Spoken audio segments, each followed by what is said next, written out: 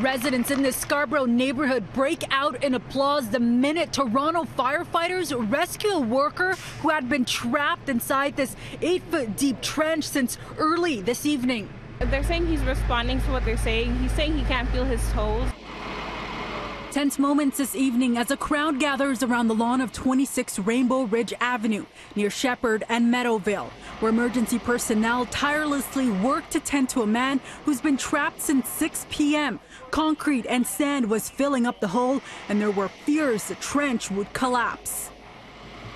An excavator had to be brought in to assist in this rescue mission. As work was underway to dig him out, Toronto paramedics were treating the male patient with pain medication. The man, stable, but had a concrete slab on the lower part of his body.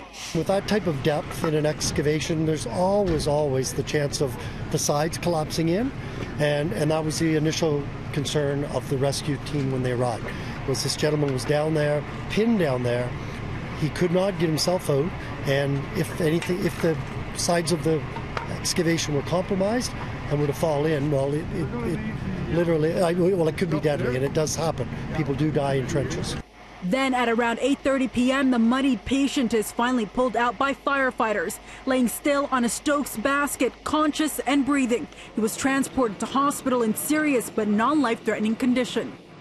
Residents tell us there had been a tarp cover on the front lawn of the home since yesterday, but officials have not confirmed what kind of work was being done there. The platoon chief grateful for today's happy ending, but is reminding the public about the safety measures at these sites.